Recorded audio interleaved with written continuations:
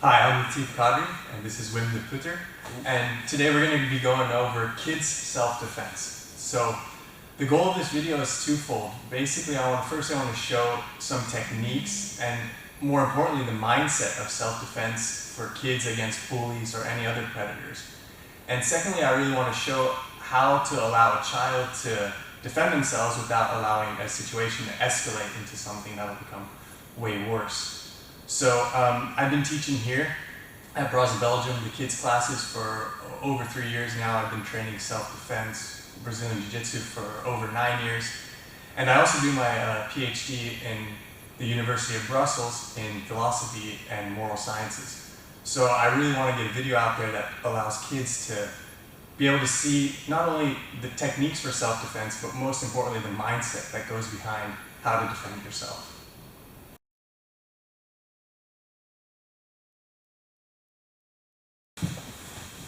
Okay, so now I'd like to say a few words on what is self-defense in general, right? There is a fundamental difference between sport and self-defense. In a sport, the goal is to win.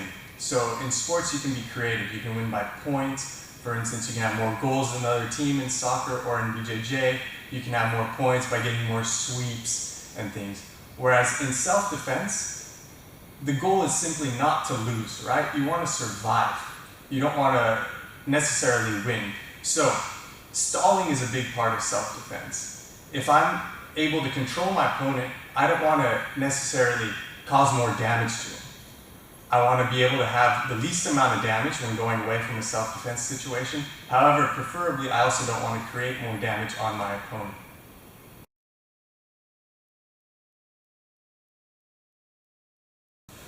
So now I want to go over a bit the psychology behind bullying. So when someone's getting bullied, a bully really wants a certain reaction from the individual. And most of the time they want to smell fear. So what is important if you are getting maybe verbally bullied or even physically bullied is your posture, your tone, right? You never want to come across as feeling scared, being scared. You don't want to allow the bully to smell fear on you. If you allow that to happen, the bully will continue bullying you. So what is really important is standing up for yourself. Now, that can be done in many ways. For instance, if it's a verbal altercation, the tone in your voice should be very strong, right? But not too strong, not confronting. So for instance, if someone's bullying you verbally, you can have a clever comeback to something that they said. And that might stop them. They might say, oh, this guy doesn't fear me, so I should go on to the next victim. Now, if it does become physical, that's when it's very important to stand up for yourself and have good posture, tone, and etc. And that's why these techniques will be crucial when being bullied.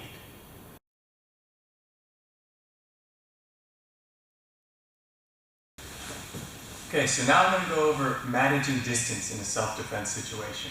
Distance is one of the most vital things in self-defense and in fighting in general. So if we start standing, we have 3 different distances. We have far away, so in a self-defense situation, this is probably the best because, well, on the streets you can just run away. Then we have the middle distance, and here's where all the confrontation happens. This is where the bullying really starts occurring. Right here, the punches get thrown, the kicks get thrown, and that's where I'm in super much danger. And now we have the third distance here, which is close. Yeah? Here's where, preferably, if I can't run away, where I would like to be. Right here, I can control my opponent without necessarily taking any damage. Right? Of course, I can get thrown and stuff, so I need to have a good posture and a good base. Now, so 3 distances. Far away, safest on the street, I can run away. Middle, confrontation zone. Bullies can be here, punching, kicking, dangerous. And close, here I can control my opponent without causing damage. And again, the key here is I want to de-escalate the situation without causing damage to myself or my opponent. Right? So therefore, I want to avoid this middle zone at all costs. Okay? Here, again, punches, kicks, danger for me, danger for my opponent if I have to punch him, kick him as well. Okay? So, 3 distances, managing distance, key for self-defense and fights in general. Also, I'd like to say a word about de-escalating the situation, right? In order to de-escalate the situation, I have to have a good posture. and confidence. I don't want to be overly confident, right? If I'm overly confident and my opponent's, for instance, trash talking me or showing him peacocking himself, trying to punt with a strong posture, I don't want to meet him with strong posture as well. But I don't want to be weak too, because then he's going to smell the fear on me and he's going to become stronger and start taking advantage of that fear. So I want to stand with confidence, but not overly confident, right? I don't want to be like this trying to show him what's up, yeah? And I don't want to be here cowering away as well. So I want to meet him like, for instance, he's talking trash. For instance, you can say anything, like he's saying things about my mother that's not nice. I don't want that. So I'm going to be here, right? I'm going to be strong. I'm going to be like, hey, please relax. The tone of my voice is also crucial. I don't want to have a tone, hey, I'm sorry. I want to be like, hey, get out of here. Yeah? I want to be a good tone. Hey, what's the problem, sir? Sorry. Why are you doing this? Why are you bullying me, for instance? Right? Here. So, managing distance, confidence, posture. 3 key things in any self-defense situation. So now we're going to go over a few techniques on actually showing examples of what is a good posture, what is a good frame, how should your stance be if someone is coming at you, and things like along these lines. So if we stand up and we start here, for instance, if my opponent is walking towards me very aggressively, yeah, and he begins to walk, and he's just going to walk through me. Now, if I just don't do anything, obviously he's going to smell my fear and just go straight through me. So I need to have a good posture, right? I don't want to be so flat-footed. If I'm flat-footed, he's just going to walk through me and I'm going to fall. I want to have a good base. Yeah, I want to lean a bit forward in my toes. Yeah, heavy hips, light on your toes, and going a bit forward. All right, so now if he starts walking, I can at least meet him with some pressure here. Yeah, I'm not going to fall over. I'm not completely, weak there. Now, I want to make sure I have a good frame too. So how are we going to start? We're going to make some bunny ears, and we're going to come over here and be able to protect ourselves, have a good frame here. Leaning forward here, heavy hips, light on your feet, so you can control your opponent here. Right? Now my frames are very, very crucial. Notice that my arms are on the inside of his arms. If he's on the inside of my arms, that's when he starts dominating. Boom. That's where I can get hit. So I want to control the inside completely. So if he starts going inside, I'm going to, pummel back in. Yeah, so I always want to win this battle here. Okay? That's step 1. Now if he does conquer completely the inside, here, so he conquers both there, boom, I can come here. Yeah? And at least now it's much harder for him still to hit me. Yeah, I can control a bit until I can feel safe to come inside. Yeah? So strong posture, strong stance, good frames. Very key if he's coming at me. Right? If it's going to become physical, I need to feel like I'm not just a pudding, like I'm going to fall over. I need to be a stable wall. So he walks, I meet him here, boom. Yeah, here I can have some control. Now preferably, here if he does conquer, the headbutt is still here as well. So I don't want to leave my head in the open. I would rather be here, hiding my head. Yeah, putting pressure in my forehead, really in his throat here, right here. So I'm here, boom. Here I'm much safer. I can control my opponent without getting damaged, yeah? Even if you would say knee me here, I'm safe. Very hard for him to throw knees as well, yeah? Frame, posture, stance. Crucial aspects in this. Okay, so now I'm going to talk about what happens if your opponent, your predator does attack you. So for instance, he comes and he pushes me immediately, right? So I'm here and he pushes, boom. I don't want to immediately come back with a push or something overly aggressive. If I do that, we've escalated the situation immediately. And we've already touched upon the idea of de-escalation and escalating the situation. So if he pushes me and I come immediately here and I push him back, well, the fight is started, right? So we don't want that. So if he pushes me, I want to start immediately, here, hands here, here, or maybe even here. Yeah? Not in a fight stance and not ready to push back. Right? So he pushes, I'm here, maybe, hey, what are you doing? Hey, sorry, calm down. It's okay. You start negotiating. Remember, we want to de-escalate the situation. We don't want to allow it to escalate. Now, if he pushes me, I come here, and he keeps coming, that's when my frame's coming. Right? And here, I need to show that I can control the situation. So I want to stay inside, be safe, controlling his posture and movement, right? If he feels that I start controlling him, that's when I can start negotiating, and the negotiations can start going in my favor, right? So if he feels, oh man, this guy knows what he's doing, he's controlling me, maybe I should back off. Then, hey man, chill, calm down. And maybe he feels that, oh man, this guy knows something about martial arts, he knows about defending himself, the situation might de-escalate then, right? But we never want to come in immediately aggressive and start going into a fight stance. First, the negotiation should take place, and then we should try controlling him, our opponent.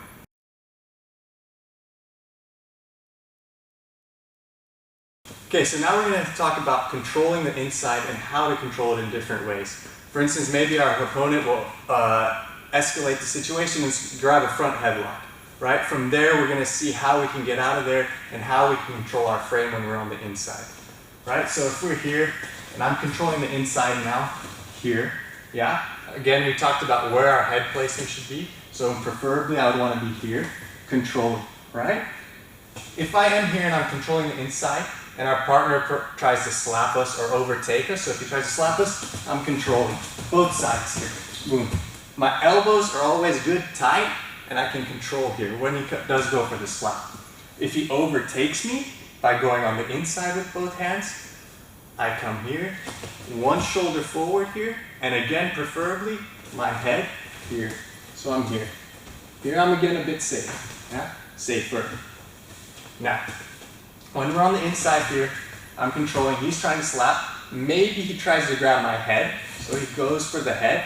I'm going to start walking around here, and then I'm going to exaggerate my breaks here, pull, elbows in. Now look, my head is in a bad side right now. So if you see here, my head is still, there's still a possibility to elbow my face here. So preferably, and grab my head. So this isn't that good. So preferably I want to switch my feet here, get my head on the other side, here. Now what is key here is that my foot is hidden. If it's here, he could possibly grab it and take me down or start attacking me, stomping, whatever. So I want to hide. I want to stay low, my face is hidden, my foot is hidden here, yeah? So here I can control, I'm a bit safer, yeah? Now if he starts walking away, you can push off and start negotiating again, right? So that's the key.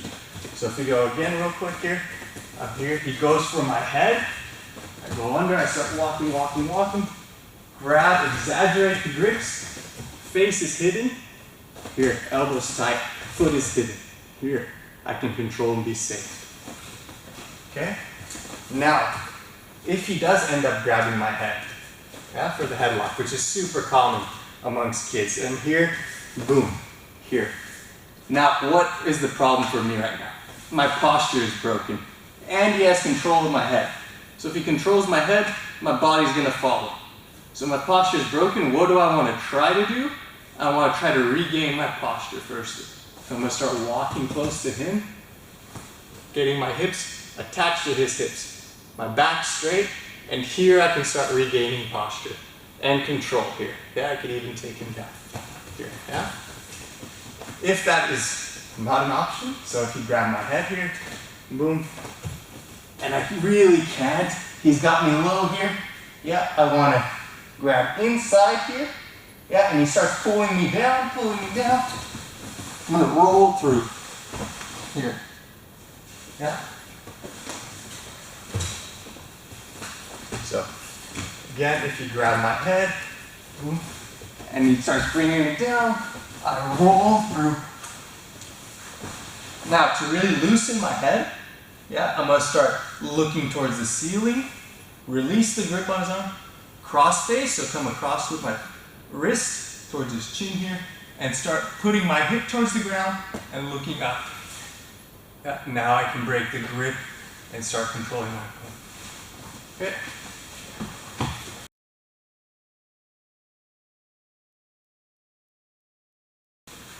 So, realistically, a fight takes about 2 minutes, right? In a school, probably even faster. By the time someone breaks you up, your teacher comes, or whatever. Now, previously I said that, well, in self-defense situations, your best option is truly just to run away, right? Get out of there, get home safe. However, in a school, that might not be your best option. For instance, if you go run away and you go tell on the other guy, you become known as a tattletale, right? And then the bullying continues. So you really want to stand up for yourself. It's key to stand up for yourself. So when we were going up with the stand up here, with the control here, if I'm controlling here, yeah, great, that's good. If I can be here really controlling my opponent and having him calm down, showing him that I'm in control, and hopefully someone comes and breaks us up. However, if I'm smaller than the other guy, most likely you're going to end up on the ground. Whatever, the bigger guy's probably going to take you down or drag you to the ground. So it's imperative that you're also safe on the ground, right? So a basic guard for self-defense here, especially for kids here, is feet on the hips, right? So again, we talked about controlling distance. Crucial, I can control the distance with my legs here. You can push, pull, have a bit of control here. Now, I don't want his hands to be free, because if his arms are free, I'm in a lot of danger. So I want to control his arms. Again, we exaggerate our grips, we come in deep, pull here. Yeah? Notice my elbows are outside of my knees, so I can hear move them, right? Here I can control. Head here on the ground preferably, here, so I have a bigger distance here. Control. Now, if he does start going for a head grab or a punch or whatever, I can guide him. Now look, I'm guiding him way over my head. Way over here, and now I can grab grips and start controlling him. Again, hey, calm down, relax. Hopefully someone comes and helps, hopefully a teacher comes and breaks you up, right? But you didn't run away, you stood up for yourself. Yeah? So hopefully the bullying will stop. Now, another one is if he punches or grabs, is sliding the knee out. So if he really goes for the punch, I'm just going to let him fall actually. So I'm here controlling, he punches, I let him fall. I can come here, yeah? Or even here, yeah? Really pinching down, keeping distance. Now look, I also want to control his free arm. So I don't control it, he can still start, posturing up, getting his frames back, or his posture back. So I'm here, boom, arm control. Here, very difficult for him to slap me. Here I can maybe even give him a couple slaps. Hey, chill, I'm in control. Let him know who's in control, but don't allow the situation to escalate. Yeah? Keep it here or here until really someone comes and breaks you up. Yeah? So we have here, first goal, feet on the hips, controlling his arms. Second one, he went to grab the head. I guided him out. Boom, grab his head, control here.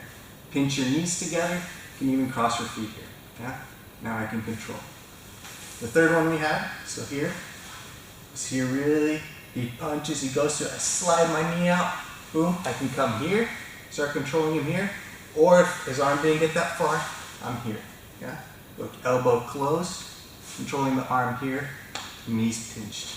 Again, you can close your feet here, possibly.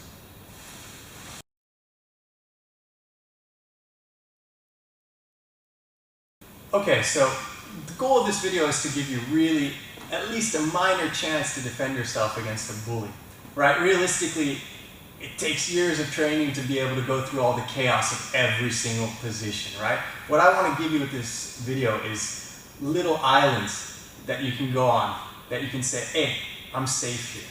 For instance, we saw the one while we were standing, controlling the inside. At least, boom, you have one island there. Okay, I know I'm controlling. Hopefully you can control until you get safety, right? The second one was guard. Okay, I'm in that guard. Feet on the hips, hands inside, controlling the arms, right? There's another island that you can go on and say, okay, here I'm at least safe. Yeah? Because the chaos of a fight, if you have nothing to go on, most likely it's going to end up not in your favor. So there are some positions that are much better than other ones, yeah, in martial arts, obviously. So we're not going to go into the details of each of these positions, everyone, but I'm going to give you quickly an island, for instance, here. You would much preferably rather want to always be behind your opponent, standing or sitting. So here we call this koala for the kids here. Yeah, I have one arm over the shoulder, one arm under here. Yeah, and I can control here. Boom. I stay tight. My hooks, my feet are here, controlling, tight. Yeah, knees pinched together here, tight, small. Yeah. Okay. In general, that's a very great position. If you can get behind your opponent, you're much safer. And in general, if I can slap my opponent and he can't slap me, I'm safe, right?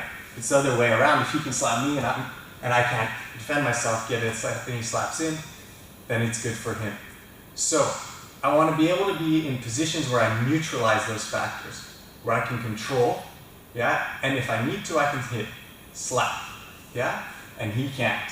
Okay, so another great position for me right now is if our partner lays down here is the mount. Again, very difficult for him to hit me with force, yeah. Here I can slap, control, yeah, until safety comes. Okay? So we had standing, we had the control on the inside. Sitting, we had the guard feet on the hips. And then here we have two other islands on the ground where mount or the back. Again, if I can slap my opponent, he can't slap me, I'm most likely safe. If it's the other way around, I need to recognize, hey, I'm in danger. I need to hop onto one of these islands immediately. So the last thing I'm going to go over is a position called mount. Yeah, and I'm going to go over defending yourself while you're being mounted. Right? It's a very common position that you see when a kid is dominating another kid. They'll often end up in mount. Yeah. So here, a few escapes from mount. If I'm mounted here, in general, I don't want his arms to be free. So if his arms are free, that's where I'm in a great amount of danger. Yeah? So I gotta defend myself and get his arms to the mat, right? So often we do this with a bump here. Yeah? I'm a bit of explosive in my hips and I raise my hip. Now I have his arms on the mat. Yeah? Now there's a variety of ways that you can trap his arms, but basically I just want to trap his arms here.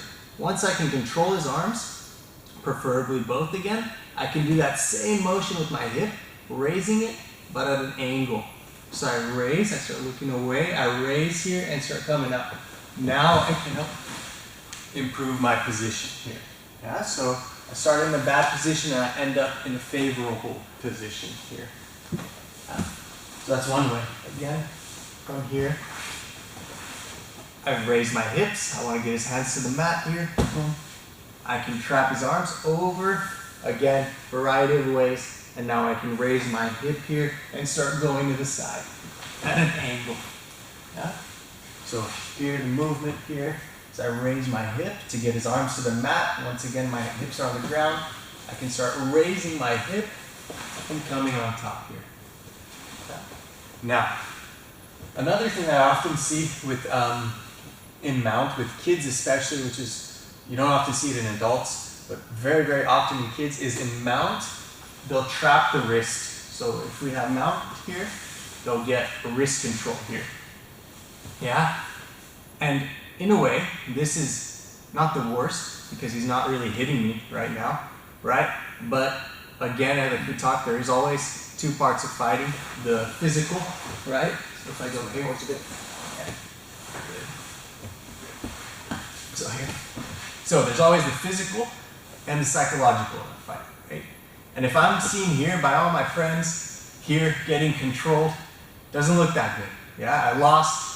Yeah, and again, maybe the bullying will continue, right? So I would preferably want to escape from here as fast as possible and improve my position. So if he has wrist control here, I'm gonna start walking back here. Yeah? Now I have a bit of strength in my arms. Here I'm super weak. Yeah? Here it's gonna be hard. So I walk back here and I start bringing my arms in. Yeah? Here. Now I can start making what we call the frame here and start escaping in again a variety of ways. So I can push out his hip here, move, start going out with what's called a hip escape or different things. Yeah? So again, bringing the wrist here, yeah, or here. What I often also show is I always want to turn my wrist towards the thumbs, yeah? So here, I want to bring it in and come here. Yeah, he's weaker towards his thumbs. So I can come here. Again, we're making that same movement. Here, and I can hit the escape and get my guards. Feet on the hips, there. So, those were a few different mount escapes. Yeah, again, the point is not to go into detail in all those, but show a few where you can at least have some island to hop on where you can be a lot safer.